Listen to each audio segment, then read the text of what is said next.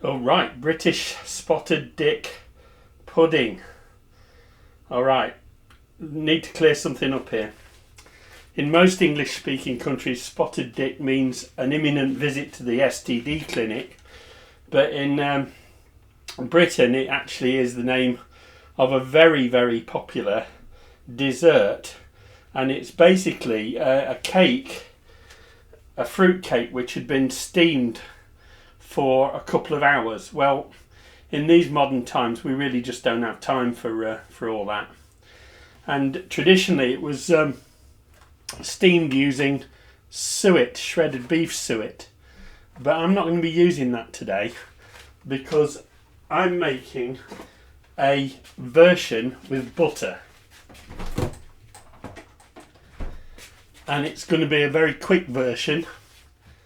So let me run you through the ingredients. There's 200 grams of flour, there's 100 grams of butter, I'm going to use a teaspoon of baking powder, 70 grams of sugar, a pinch of salt, 100 grams of sultanas, but you can use any dried fruit. Traditionally it was probably made with currants, but sultanas are like fat white grapes that have been dried, so they're much like raisins. They're generally bigger and fatter, and they're very popular here in the UK. This particular brand comes from Turkey, and I think a lot of our UK ones do come from Turkey. You'll need a teaspoon of vanilla. This is a really good vanilla bean extract. I need a teaspoon of that. And you'll need the zest of about half a lemon, and this is a nice unwaxed lemon that I like to use for that. If you've got waxed lemons, just give them a good scrub before you take the zest off them. And only the zest, you don't want the white pith. You're also going to need some milk to make up the cake batter. Alright, we're going to be doing this in the food processor. I nearly said food possessor then. We're going to be doing this in the food processor because that makes it even faster. Now, some of you will have your eyes fixed on this carton, which is Bird's original custard powder. And wherever you'll see Brits or expat shops serving Brits, you'll see Bird's original custard powder. It goes along with Worcestershire sauce, Marmite and HP sauce. It's one of those staples of the British kitchen, and it's a powder basically made up of cornstarch and egg, which is used to make standard English custard. Of course, we can still make crème anglaise the traditional way, the French way, but this is generally the way that it's used, and I just make it up according to the instructions on the packet on that, so there's no great mystery in that. Right, let's get started. Alright, I've got 200 grams of flour, ordinary all-purpose flour. You can use self-rising flour if you want, in which case you won't need the baking powder in this recipe. But I'm just going to add all the dry ingredients to this pan to start with. In fact, let's just put it straight into the food processor. So we get the flour in there, 200 grams of flour. That goes in.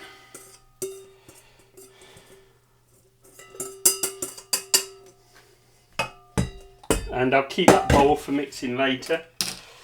And I just want a little pinch of salt in that, a very small one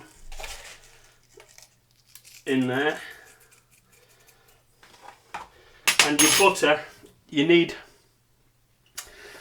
100 grams of butter, but you need to keep that chilled until you actually use it. So I'm going to put in a teaspoon of baking powder into there.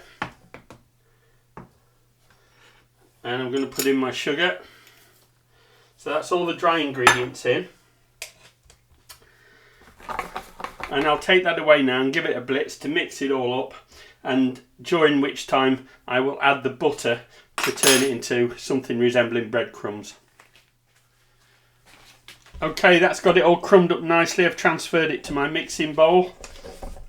And what I'm going to do now is I'm going to put in some lemon zest. I'm going to put in about half a lemon's worth, as I said.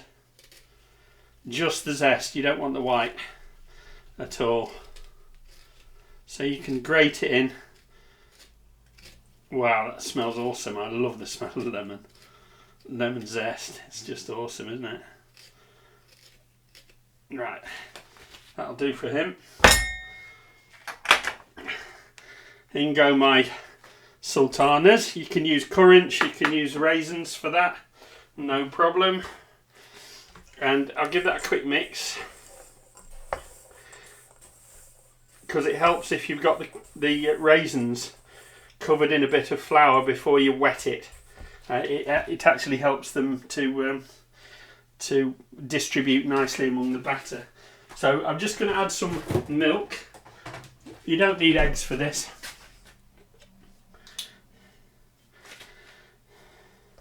Well in the middle, and I can't tell you how much milk to use. You just got to eyeball it, because it depends so much on how wet your it depends on how dry your flour is in the first place. So we'll get that all mixed in, and the secret here is not to over mix it. Traditionally this would have been wrapped in a tea cloth and then steamed for a couple of hours in a big steamer unit. So you just want to get it mixed about like that, and then transfer it across to a grease bowl, and I grease mine with butter. So that gives you some idea of how it looks. It's not overworked. It's not like a dough. It's a kind of a semi-dry batter. In fact, I'm just going to put a drizzle more milk in that, because it's perhaps a little bit too dry. But the secret really is not to overwork it. You know, you don't want to get work too much. It's okay. So that's about right. And then now I'm going to transfer it to my greased bowl. Get it all in, waste not, want not.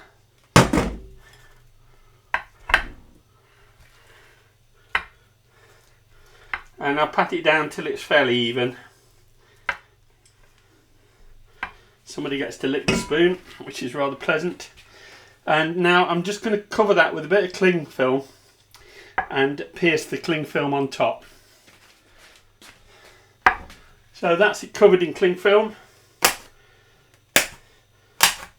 And I just stick a fork in it in a couple of places. There's one thing I forgot, boys and girls. I forgot the vanilla extract. I should have put a teaspoon of that in it, so please forgive me, but it will be in the recipe below the video.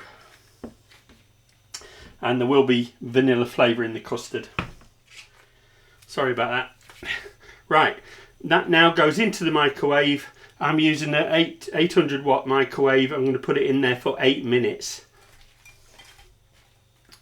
Alright, I've mixed up half a pint of custard according to the instructions on the packet. And after 8 minutes in the microwave, let's have a look at this. I want to stick a skewer in there and check if it comes out clean, which it does, so that's all ready to go. So I'll just put that to one side until the custard's ready. So while the custard's cooking, I'm just going to quickly see if I can turn this out.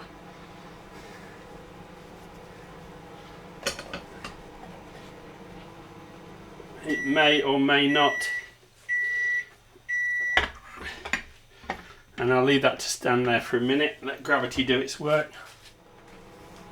Oh well, it didn't come out too clean, but I'll have fun scraping that off the bottom. So that's how it turns out, and you can see why it's... dick is the old word for puddick or pudding, and it got shortened to dick and spotted. Well, you can see why that is, because it's from the dry fruit that's in there. And I think there's also a bit of old-time British sense of humour in there too. So let's get this served up and show you. Alright, the custard makes up just as easily in the microwave. So all in all, it's a really good quick dessert for you. And it's traditionally served hot. So let's get this sorted out for you. Yum. Have a little bit more because it's rude not to. And onto that goes a generous amount of custard. I added a little bit of extra vanilla to the custard, although it's got some in it in the mix already. And there you go. Spotted dick pudding. Enjoy.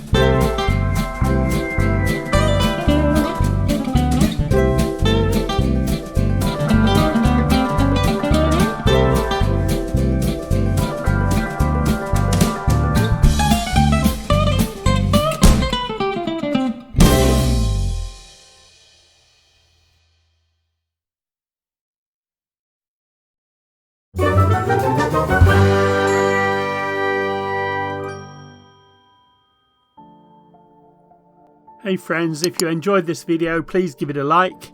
If you would like to follow my channel, please subscribe. And don't forget to click the bell icon and select all to receive notifications for all my future videos. It would be great to hear from you in the comments, and I'll try to get back to as many of you as possible.